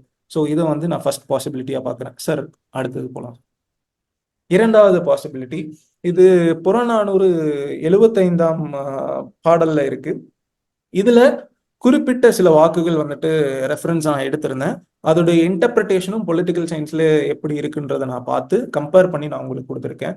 ஸோ ஃபர்ஸ்ட் இது நம்ம பார்த்தோம்னா, இதோடைய அந்த கான்டெக்ட்குள்ள இறையாண்மை கண்டிப்பா இருக்கு, டாக்ஸ் லெவி பண்றது, வரி விதிக்கிறதும் இருக்கு. இதுல ரைட்டியஸ்னஸ், ஒரு தலைவர் எவ்வளி நடக்கணும்ன்ற ஒரு கூற்றுமே இதுல வந்து இருக்கு. நீதி தவறாமல் நடக்கணும்ன்ற ஒரு கூற்றுமே இதுல இருக்கு. அண்ட் இதே நம்ம அப்படியே ரீவைண்ட் பண்ணி நம்ம பார்த்தோம் இல்ல கொஞ்சம் முன்னாடி போய் பார்த்தோம்னா, மேக்னா கார்ட்டா அப்படின்னு சொல்லக்கூடிய ஒரு விஷயம் வந்துட்டு ஒரு கிரேட் சார்ட்டர்னு சொல்லுவாங்க. மனித உரிமைகளை முதல்ல அக்னாலேஜ் பண்ணி வெளிவந்த ஒரு நூல்ல இதை வந்துட்டு எப்பவுமே ஒரு முன்னோடியா குறிப்பிடுவாங்க. அந்த வகையில இதை கம்பேரிசன் பண்ணி பார்த்தோம்னா, இங்க இருக்கக்கூடிய இந்த பிக்சர்ல அங்க இருக்கக்கூடிய அந்த கிங், அந்த அரசர் வந்துட்டு மேல இருக்கிற அந்த மத்த அந்த எலிட்ஸ், அந்த நோபல்ஸ்ன்னு சொல்லுவாங்க ஒரு சொசைட்டில, அவங்க எப்படி அந்த கிங்கை வந்துட்டு இதுல சைன் பண்ண வைக்கிறாங்க அந்த சிச்சுவேஷன். பட் இதோடைய அந்த ஹிஸ்டரி நம்ம எடுத்து பார்த்தோம்னா இந்த நிலை எப்படி வந்திருக்கும்னா, இந்த கிங் இவர் வந்துட்டு பல வாரை வந்துட்டு லூஸ் பண்ணுவாரு. அண்ட் அது லூஸ் பண்ற விஷயத்தினால அந்த லாஸ், அந்த இழப்பை டேலி செய்யறதுக்கு அவர் வந்து மக்கள் மேல அதிகமா டாக்ஸ் லெவி பண்ண ஆரம்பிச்சாரு. அண்ட் அதுக்கப்புறம் அந்த மக்கள், இங்க மக்கள்னு நம்ம சொல்றது அந்த மேல்தட்டு மக்கள் தான். அண்ட் அவங்க மட்டும்தான் இந்த பிக்சர்ஸ்லயும் சுத்தி நிற்பாங்க. அண்ட் இந்த மேல்தட்டு மக்கள் வந்துட்டு டாக்ஸ் லெவி பண்ற அந்த பாரம் தாங்க முடியாம சம்டைம்ஸ் லேண்ட் எல்லாம் அபகரிச்சு, எக்ஸ்ட்ரா லேண்ட் அபகரிச்சு, அவங்க கிட்ட இருக்கிற அந்த உரிமைகளை அபகரிச்சு, அந்த மாதிரி ஒரு நிலை உருவாக்கிட்டு போயிட்டு இருந்ததுனால இவங்க எல்லாம் சேர்ந்து ஒரு திட்டம் வகுக்கிறாங்க. அண்ட் இவரை ஃபோர்ஸ்ஃபுல்லா ஒரு ட்ரிட்டி இல்ல ஒரு அக்ரிமெண்ட்டுமே மாதிரியான ஒரு விஷயத்த சைன் பண்ண வைக்கிறாங்க. அண்ட் இதுதான் கிரேட் சார்ட்டர் இல்ல மேக்னா கார்ட்டான்னு சொல்லுவாங்க. அண்ட் இதுல ஒரு 30 கிளாஸ் கொடுத்து இவரை வந்து சைன் பண்ண வைக்கிறாங்க. அண்ட் இதுல அவங்களோட உரிமைகளை எழுதி இதை கிங் அக்னாலேஜ் பண்ணணும்ன்ற ஒரு விஷயத்தையும் உள்ள கொண்டு வராங்க. அண்ட் இதை நான் வந்து இந்த புறநானூற்றுல இருந்து ஒரு கூற்ற எக்ஸாம்பிளா நான் எடுத்து சொல்லியிருக்கேன். பிகாஸ் அதுல அவங்க பேசக்கூடியது ஒரு வீக்கான ஒரு நபர் வந்துட்டு அரசு அமைப்புல வந்தாரு இல்ல ஹெரிடிட்ரி காலங்காலமா தந்தை வழியா ஒரு பதவி அவர் வந்து வராரு, அவர் பவர்ஃபுல்லா இருந்தா பரவாயில்ல, பட் தென் வீக்கா இருந்தா அதை சமாளிக்கிறதுக்கு அவர் மக்கள் மேல அதிகமான ஒரு டாக்ஸ் போடுறாரு, ரைட்டியஸ்னஸ் நீதி தவறி நடந்துக்கிறாரு, இது எல்லாமே இங்கேயும் நம்ம பார்க்கலாம். ஸோ இது ஒரு இரண்டாம் ஸ்கோப் அண்ட் பாசிபிலிட்டிஸ் அப்படின்ற ஒரு கண்ணோட்டத்துல நான் இதை பார்க்குறேன். சார் அடுத்த ஸ்லைட் போகலாம் சார். ஸோ இப்போ வந்துட்டு நான் என்னுடைய கொலீக், என்னுடைய ஃப்ரெண்ட்ஸ்னு கூட சொல்லலாம், ஆதர்ஷ் விஜய் அப்புறம் டாக்டர் வித்யா, நாங்கள் 3 பேரும் சேர்ந்து ரீசெண்டாக ஒரு ஆர்டிகிள் வந்து டிப்ளமேட் மேகசின்ல நாங்கள் வந்து பப்ளிஷ் பண்ணியிருந்தோம். அண்ட் அதை தழுவி எடுக்கப்பட்ட ஸ்லைட்ஸ் தான் இதுவுமே. அண்ட் இதுல இருக்கிற விஷயங்கள் வந்துட்டு அதை தழுவி அதை சார்ந்து டிராவிடியன் காஸ்மோபாலிட்டனிசம் அப்படின்னு சொல்லக்கூடிய விஷயத்தை ப்ரொமோட் பண்றது நம்ம சிஎம் சீஃப் மினிஸ்டர் ஸ்டாலின் எந்த அளவுக்கு அதுல ஒரு இம்பார்ட்டன்ஸ், ஒரு முக்கியத்துவம் கொடுக்குறாருன்றதை நம்ம இந்த வர ஸ்லைட்ஸ்ல நம்ம வந்து பார்க்கலாம். ஸோ இதுல ஃபர்ஸ்ட் வந்துட்டு ஐடியாலஜியை எப்படி அவர் யூஸ் பண்ணிக்கிறாரு. அண்ட் அதுல சப் நேஷனல் பிராண்டிங், நம்ம எல்லாருக்குமே தெரியும் நேஷனல்லாம் என்னன்னு. சப் நேஷனல்லாம் இப்போ ஒரு கூட்டாட்சி முறையில கீழே இருக்கிற அந்த ஃபெடரல் ஸ்ட்ரக்சர், அந்த ஃபெடரல் யூனிட்ஸ் எப்படி அவங்களோட ஒரு தனித்துவத்தை ஒரு பிராண்டிங்கா யூஸ் பண்ணிக்கிறாங்க. அண்ட் அதன்படி நம்ம பார்த்தோம்னா ஐடியாலஜியை இங்க வந்து நம்ம ஒரு ஒரு முக்கியமான ஒரு மூலப்பொருளா நம்ம வந்து பார்க்கலாம். அண்ட் இதுல நான் ஐடியாலஜின்னு குறிப்பிடும் போது நம்ம டிராவிடியன் ஐடியாலஜில இருக்கக்கூடிய அந்த பண்புகளையும் நான் இங்க மென்ஷன் பண்ணியிருக்கேன். இதுல இன்னும் நிறைய பண்புகள் இருக்கு. பட் தென் இங்க நான் ஒரு நான் ஒரு சில பாயிண்ட்ஸ் மட்டும்தான் நான் இதுல ஸ்லைட்ல மென்ஷன் பண்ணியிருக்கேன். அண்ட் இது எல்லாமே பேரா டிப்ளமசின்ற ஒரு வாக்குக்கு நம்ம உள்ளடக்கி கொண்டு வரலாம். அண்ட் பேரா டிப்ளமசி கான்செப்ட் வைஸ் என்னன்னா, ஒரு ஃபாரின் பாலிசியை கிரியேட் பண்ணக்கூடியது சென்டர்ல இருக்கக்கூடிய அந்த ஒரு நபர் இல்லை அந்த ஒரு மினிஸ்ட்ரி மட்டும்தான் பண்ணிட்டு இருந்துச்சு காலங்காலமா. பட் தென் இங்க ஒரு கூட்டாட்சி முறையில இல்ல ஒரு ஃபெடரல் யூனிட்ல கீழே இருக்கிற ஒரு இல்ல சென்டருக்கு உள்ளடக்கி கீழே வரக்கூடிய மாநிலங்கள் எந்த அளவுக்கு அவங்களுடைய தாக்கத்தை ஃபாரின் பாலிசி கிரியேஷன்ல வச்சிருக்காங்கன்றதான் இங்க பாக்குறோம். இதெல்லாம் நம்ம Tamil Nadu as a case study தான் நம்ம எடுத்திருக்கோம். பிகாஸ் நம்ம இங்க வந்து பொலிட்டிக்கல் சயின்ஸ் அண்ட் தமிழ் அப்படின்ற ஒரு கான்டெக்ட்குள்ள இருக்கிறதுனால மற்ற ஸ்டேட்ஸுமே பண்ணுது. For example Jammu and Kashmir Pakistan சம்பந்தமா நம்ம வந்து குறிப்பிட்டுக்கலாம். பஞ்சாபையுமே நம்ம வந்துட்டு அந்த மாதிரி எடுத்து பார்க்கலாம். இந்த பக்கம் நம்ம நார்த் ஈஸ்டர்ன் ஸ்டேட்ஸை எடுத்து பார்க்கலாம். வெஸ்ட் பெங்கால் வந்து பங்களாதேஷ் பக்கத்துல அவங்களுடைய ஃபாரின் பாலிசி வெஸ்ட் பெங்கால் எப்படி இன்ஃப்ளூயன்ஸ் பண்ணுதுன்றதை பார்க்கலாம். கீழே தமிழ்நாடு ரொம்ப காலமா ஸ்ரீலங்கா சம்பந்தமா மட்டும் பார்க்கப்பட்டு கொண்டிருந்த தமிழ்நாடு இல்ல தமிழ்நாடுடைய influence in foreign policy making regarding Sri Lanka இங்க வந்து மாறுபடுது. இங்க உலக மேடையில தமிழ்நாடு எந்த அளவுக்கு அதோட முக்கியத்துவத்தை எடுத்து முன்னாடி வைக்குதுன்றதை நம்ம பார்க்க போறோம். அண்ட் அதுதான் நாங்க எங்க ஆர்டிக்கிளுமே டிஸ்கஸ் பண்ணியிருந்தோம். அதை தவிர்த்தும் நான் இங்க வந்து சில விஷயங்களை நான் மென்ஷன் பண்ணியிருக்கேன். அதை நம்ம ஸ்லைட்ஸ்ல பார்க்கலாம். ஸோ இப்போ நம்ம பார்த்தோம்னா இந்த பிக்சரை வந்து நீங்க பாத்தீங்கன்னா நம்ம recent trip of our chief minister Stalin இதுல வந்து நான் மென்ஷன் பண்ணியிருக்கேன். அவர் வந்துட்டு ஒரு நாட்டிலையும் அவர் போய் இது பண்ணும்போது இந்தியாவுக்கு இல்ல தமிழ்நாட்டுக்கு எக்கானமி வைஸ் என்ன ஜெனரேட் பண்ண முடியும், எம்ப்ளாய்மெண்டா இருக்கட்டும் இல்ல உள்ள கொண்டு வரக்கூடிய ஃபண்ட்ஸா இருக்கட்டும், சென்னை பேஸ் பண்ணி இல்ல தமிழ்நாடு பேஸ் பண்ணி தமிழ்நாட்டுல இருக்கிற வளங்களா இருக்கட்டும், எல்லாத்துலயுமே இவரு இந்த ஐடியாலஜியும் ஒரு எசன்ஸா யூஸ் பண்ணிக்கிறாருன்றது ஒரு புரிதல் இதுல. ஃபார் எக்ஸாம்பிள் இந்த சப்நேஷனல் பிராண்டிங்கை அவர் முன்னாடி எடுத்து வச்சு இன்வெஸ்ட்மெண்ட்ஸை அட்ராக்ட் பண்றாருன்றது ஒரு கூற்று. ஃபார் எக்ஸாம்பிள் இப்போ நம்ம இந்த F4 ரேஸ் நம்ம சென்னையில நடந்துச்சு, அதுக்கு நிறைய கிரிட்டிசிசம்ஸ் இருந்துச்சு. பட் தென் இன்னொரு தரப்புமே அதுல வந்து முன்னாடி இருக்கு. அந்த தரப்புடைய கண்ணோட்டம் என்னன்னா, இதுவும் ஒரு part of sub national branding. தமிழ்நாடுவை எந்த அளவுக்கு உலக மேடைகள்ல முன்னாடி எடுத்து செல்ல முடியும். ஸோ அதன் பங்காக தான் நம்ம வந்துட்டு இந்த F4 ரேஸுமே பார்க்கலாம்.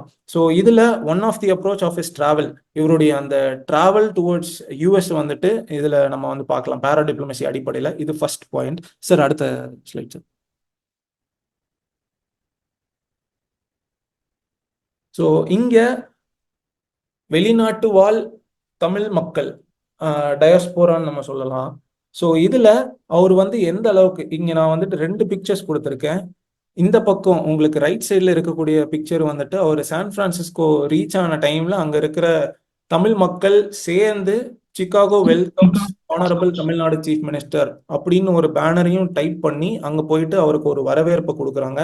இதுல அவருடைய இன்ஃப்ளூயன்ஸ் இல்ல இந்த மக்கள் எதுக்காக இவருக்கு போய் வெல்கம் பண்ணணும், இது வந்து தனிநபரான ஸ்டாலினுக்கான ஒரு வருகையா இல்ல தமிழ்நாடுல இருந்து வர்றாரு நம்ம நாட்டு மண்ல இருந்து இல்ல நம்ம மண்ல இருந்து வராரு அப்படின்ற ஒரு மதிப்புக்கான ஒரு அங்கீகாரமா இல்ல இது வந்து ஐடியாலஜிக்கான ஒரு அங்கீகாரமா, இந்த மாதிரி பல கேள்விகள் நம்ம முன்னாடி எடுத்து வச்சுட்டு போயிட்டு இருக்கலாம். இதுவுமே ஒரு ஸ்கோப் அண்ட் பாசிபிலிட்டிஸா கூட நம்ம பார்க்கலாம்.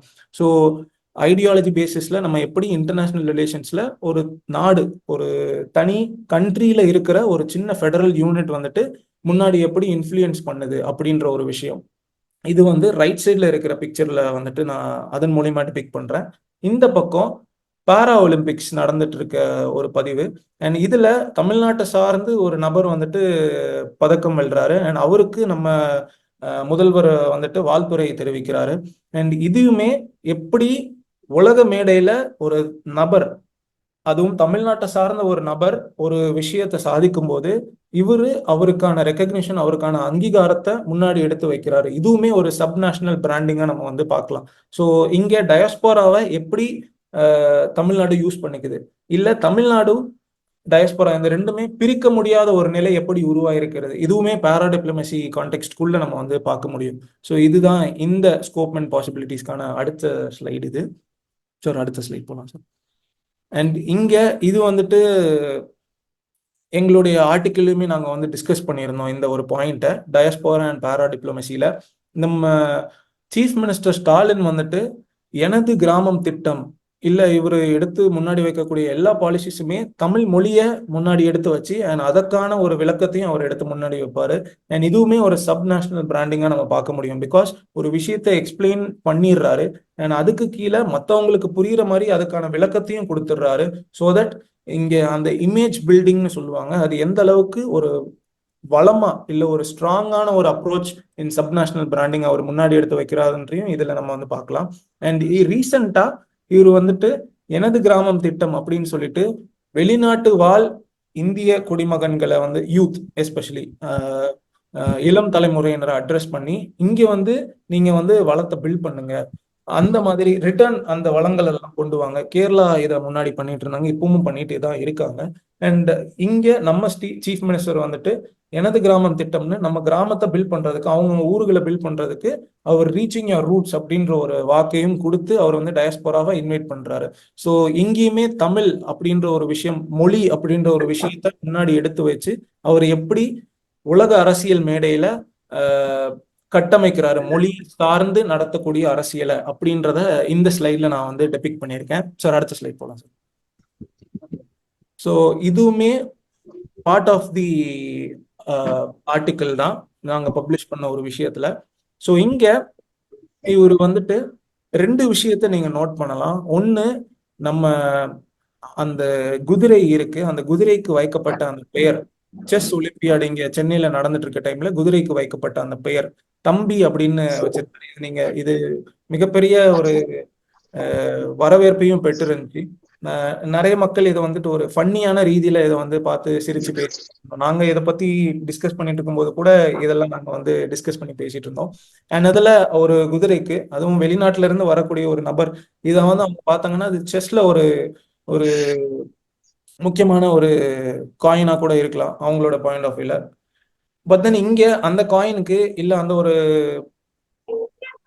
ஸ்ட்ரக்சருக்கு அவர் எப்படி வேட்டி சட்டையை அணிவிச்சு அண்ட் அதுக்கு தம்பின்னு ஒரு பேரை வச்சு அண்ட் அதுக்கான ஒரு விளக்கத்தையும் அவர் வந்து கொடுத்திருப்பாரு.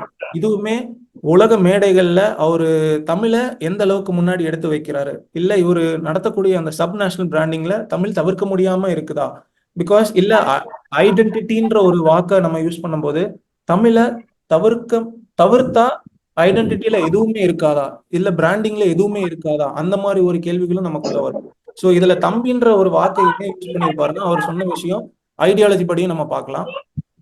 அறிஞர் அண்ணா வந்துட்டு அந்த காலத்துல அவருக்கு கீழே இருந்த எல்லாரையுமே தம்பி தம்பினா பாசமா கூப்பிடுவாருன்ற ஒரு விளக்கத்தையும் கொடுத்து, அதனால இங்கே நான் இந்த ஒரு மாஸ்காட் ஸ்டாச்சுக்கு நான் வந்து தம்பின்னு பேர் வைக்கிறேன்றது அவர் சொல்லியிருப்பாரு. அண்ட் இதுக்கப்புறம் இந்த ஸ்லைட்ல நம்மளுடைய தமிழ் லெட்டர் அப்படி அதை வந்து லோகோல வச்சு டிசைன் பண்ணியிருப்பாங்க. Tamil Nadu global investors meet GIM மீட்ல 2024 இங்க நடந்த ஒரு மீட்ல.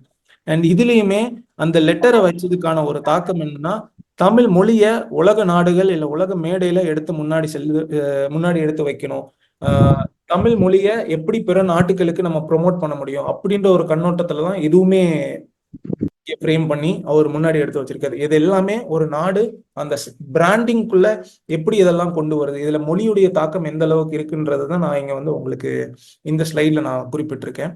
சார் அடுத்த ஸ்லைட் போயிடலாம் சார்.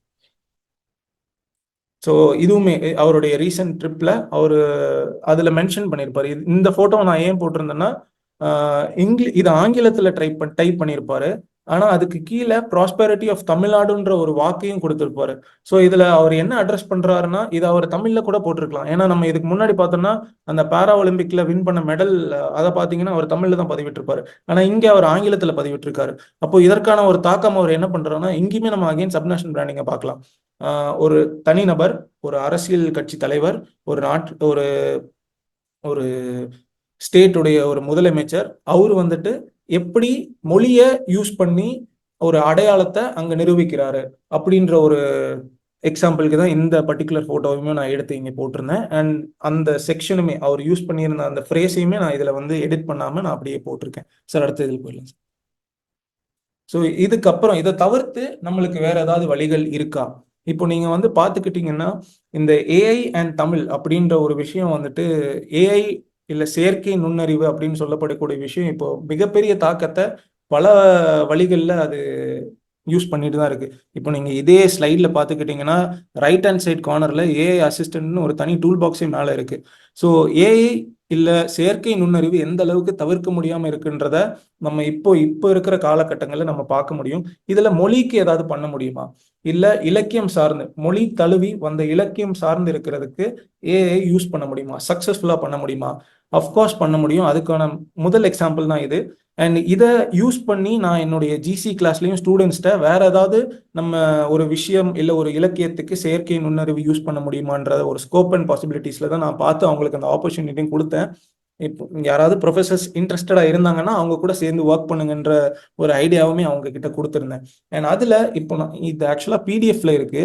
இப்போ இந்த திருக்குறள் ஏஐ அப்படின்னு நீங்க கூகுள்ல போய் டைப் பண்ணீங்கன்னா உங்களுக்கு சார் அது ஒரு டெமான்ஸ்ட்ரேஷன் மட்டும் பண்ண முடியுமா சார்? Yes sir.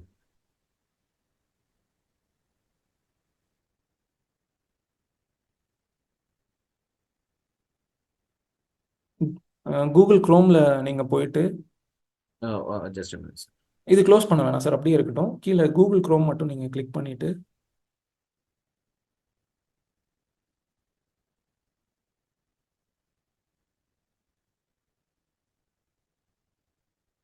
சார் இதுல திருக்குறள்.ஏஐன்னு மட்டும் கிளிக் பண்ணுங்களேன். அதுல டைப் பண்ணணும்.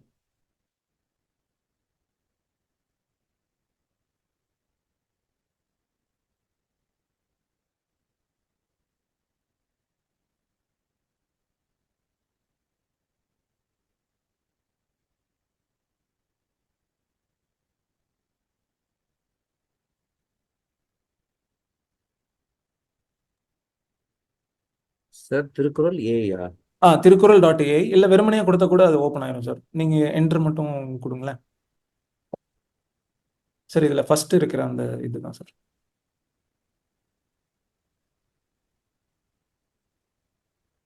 ஸோ இது தமிழ் படிக்கணும்னு ஆர்வமுள்ள பிற மொழி சார்ந்து இருக்கிற நபர்கள் வந்துட்டு யூஸ் பண்ணக்கூடிய ஒரு ஏஐ டூலா இதை வந்து அவங்க முன்னாடி எடுத்து வச்சிருந்தாங்க. பட் பொலிட்டிக்கல் சயின்ஸ்க்கும் தமிழுக்கும் ஒரு தொடர்பு இருக்கா, இல்ல திருக்குறளுக்கும் பொலிட்டிக்கல் சயின்ஸ்க்கும் இருக்கா அப்படின்ற ஒரு விஷயத்த நம்ம இதுலயே தெரிஞ்சுக்க முடியும்.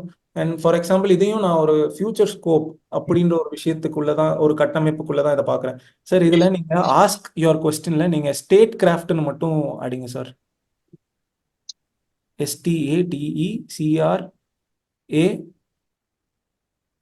STATECRACRAFT.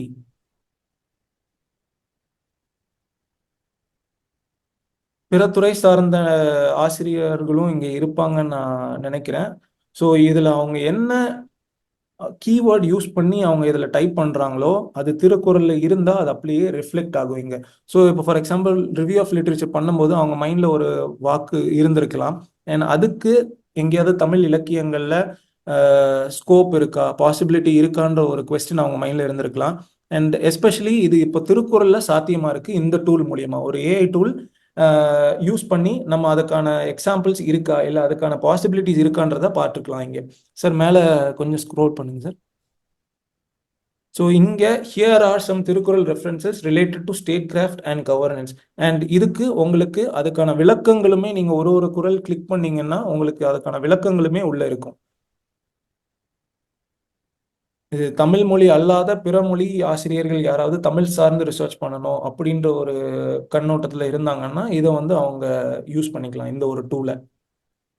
இது லேர்னிங் பர்பஸ்க்காகவுமே யூஸ் பண்ணிக்கலாம். ஃபார் எக்ஸாம்பிள் பேசிக் தமிழுக்கெல்லாம் எம்சிசி பாயிண்ட் ஆஃப் வியூவில் நான் சொல்கிறது, பேசிக் தமிழுக்கெல்லாம் ஸ்டூடெண்ட்ஸ் யாராவது தமிழ் கற்றுக்கணும் இல்லை தமிழ் சார்ந்த விஷயங்கள் அதிகமாக கற்றுக்கணும் அப்படின்ற ஒரு விஷயம் வரும்போது இந்த ஏஐ டூலை திருக்குறள் சம்மந்தமாக அவங்க யூஸ் பண்ணிக்கலாம். ஸோ இது ஒரு கண்ணோட்டமாக நான் பார்க்குறேன். இந்த மாதிரி பிற இலக்கிய நூல்களுக்கும் ஒரு ஏஐ டூலை கிரியேட் பண்ணக்கூடிய ஒரு பாசிபிலிட்டி இருக்கு அப்படின்றத இந்த இதில் நான் பதிவிடுறேன். சரி அடுத்த கொஸ்டின் சார். சாரி, அடுத்த ஸ்லைட் சார், லாஸ்ட். இதை தவிர்த்து சில ஐடியாஸ் மட்டும், இதை தாண்டியும் நிறைய ஐடியாஸ் இருக்கு. ஸோ இதுல குறிப்பிட்ட சில ஐடியாஸ் நான் இங்க வந்து முன்னாடி எடுத்து வச்சிருக்கேன். அதுக்கான ஸ்கோப்பையும் நான் முன்னாடி எடுத்து வச்சிருக்கேன். ஸோ அதுதான் இங்க இருக்கிற பாயிண்ட்ஸ்லாம். So digitalisation of Tamil culture, அதுதான் நம்ம முன்னாடி பார்த்தோம். ஏஐ மூலியமா அது ஒன் ஆஃப் தி எக்ஸாம்பிள். இந்த மாதிரி பல நூல்கள் இல்லை பல இலக்கிய நூல்கள் வந்துட்டு தமிழ் லிட்ரேச்சர்ல இருக்கு. அண்ட் அதை டிஜிட்டலைஸ் பண்ணி ஒரு டூல் மூலியமா மக்களுக்கு எடுத்து முன்னாடி சேர்க்க முடியுமா, அண்ட் அதன் மூலியமா ரிசர்ச் பாசிபிளா இருக்குமான்னு கேட்டா கண்டிப்பா இருக்கு. ஸோ அதுக்கான ஒரு ஸ்கோப் அண்ட் பாசிபிலிட்டி ஃபர்ஸ்ட் பாயிண்ட்ல இருக்கு. செகண்ட் பாயிண்ட், ஒரு கம்பேரிட்டிவ் ஸ்டடி பண்ணலாம். ஃபார் எக்ஸாம்பிள், இப்போ நான் வந்துட்டு புறநானூறுல இருந்த ஒரு விஷயத்த நான் வந்துட்டு இங்க பொலிட்டிக்கல் சயின்ஸ்ல ரியலிசம் பத்தி பேசும்போது மெக்கவெலி அப்படின்னு சொல்லிட்டு ஒரு நபர் இருக்காரு, ஒரு பொலிட்டிக்கல் பிலாசபர். அவரு தமிழ் இல்ல புறநானூறு அப்படின்னு எடுத்துக்கிட்டோம்னா அறம் சார்ந்து, ரைட்டியஸ்னஸ் சார்ந்து, இல்ல நீதி சார்ந்து நடக்கக்கூடிய விஷயங்களை அது முன்னாடி எடுத்து வைக்கும். பட் தென் இங்க அதுக்கு நேர்மாறா மெக்கவெலி அப்படின்ற ஒரு எத்திக்கல் பாயிண்ட் ஆஃப் வியூ, எத்திக்ஸை ரிமூவ் பண்ணி பாலிடிக்ஸ் நடக்கணும், அப்பனாதான் அது ஆக்சுவலா பாலிடிக்ஸ் ப்ராக்டிக்கல் சென்ஸ்ல நடக்கும் அப்படின்ற ஒரு விஷயத்த அவர் முன்னாடி எடுத்து வைப்பாரு. இது எத்திக்ஸை ரிமூவ் பண்ணா எப்படி ஒரு மனிதன் நேர்வழியில நடந்து கொள்வான்ற ஒரு கொஸ்டின் எல்லாருக்குமே இருக்கும். பட் தென் அவர் என்ன சொல்லுவார்னா, எத்திக்ஸ் இருந்தா அவர் வந்து வீக்கான ஒரு லீடரா மாறிடுவாரு, அண்ட் அவரை வந்து ஈஸியா எல்லாருமே இன்ஃப்ளூயன்ஸ் பண்ணிடுவாங்க. பட் தென் இங்க சிலப்பதிகாரம் நம்ம பார்த்துக்கணும்னா, நீதி தவறுனதுக்காக ஒரு அரசர் வந்து தன்னுடைய உயிரையே அவர் வந்து மாய்த்து கொள்வார். ஸோ இந்த மாதிரி டிராஸ்டிக்கான டிஃபரன்சஸ் உலக லிட்ரேச்சர்ஸ்ல இல்லை உலக ஈவெண்ட்ஸ்ல இருக்கு, எஸ்பெஷலி பொலிட்டிக்கல் பிலாசபர் சம்பந்தமா. அண்ட் இதை நீங்க கம்பேரிட்டிவ் ஸ்டடி பண்ணலாம்னா எஸ், கண்டிப்பா அதுக்கு பாசிபிலிட்டிஸ் இருக்கு. செகண்ட் பாயிண்ட் அது சார்ந்துதான் இருக்கு. மூணாவது பாயிண்ட், நம்ம கண்டிப்பா மொழின்னு பேசும்போது இப்போ லாஸ்ட் ஃபியூ ஸ்லைட்ஸ் நம்ம தமிழ் நேஷனலிசம் இல்லை தமிழ்நாடுடைய பேரா டிப்ளமசி இதை பற்றிலாம் பேசிட்டு இருந்தோம். அண்ட் அதன் சார்ந்து ஏதாவது ரிசர்ச் பண்ண முடியுமா, இப்போ பொலிட்டிக்கல் சயின்ஸ்க்கும் தமிழுக்கும் ஸ்கோப் ஏதாவது இருக்கான்னு கேட்டால் கண்டிப்பாக இருக்குது. தமிழ்நாடு அஸ் அ கோஸ்டல் ஸ்டேட்னு வரும்போது நம்ம சோழா டைனாஸ்டி எப்படி எடுத்து, இல்லை சோழாவுடைய நேவல் பவரை எப்படி எடுத்து முன்னாடி ஒரு எக்ஸாம்பிளாக நம்ம குறிப்பிட்டோமோ, இந்த மாதிரி கீழே தமிழ்நாடுடைய பங்கு கோஸ்டல் செக்யூரிட்டியில மிகப்பெரிதா இருக்கு. அண்ட் அதை எப்படி யூட்டிலைஸ் பண்ணிக்கலான்றத ஒரு பேப்பரா கொண்டு வர முடியும். இதுக்கு இலக்கியங்கள் ஏதாவது கூற்று இருந்தால் அதையுமே யூஸ் பண்ணிக்க முடியும். ஸோ இங்கேயுமே பாசிபிலிட்டிஸ் இருக்கு. ஸோ இது எல்லாமே பாசிபிலிட்டிஸாக தான் நான் பார்க்குறேன். கண்டிப்பா ரிசர்ச் கேப்ஸ்ன்னு சொல்லப்படக்கூடிய கேப்ஸும் இருக்கும். அது ஒன்னா சேர்ந்து ஒரு மல்டி டிசிப்ளினரி அப்ரோச் இல்லை ஒரு டிரான்ஸ் டிசிப்ளினரி அப்ரோச்சா நம்ம முன்னாடி எடுத்துட்டு போனோம்னா அதுக்கான பாசிபிலிட்டிஸ் கண்டிப்பா இருக்குன்றத வச்சு நான் இதை வந்து முடிச்சுக்கிறேன். ஸோ தேங்க்யூ, எல்லாருக்கும் நன்றி.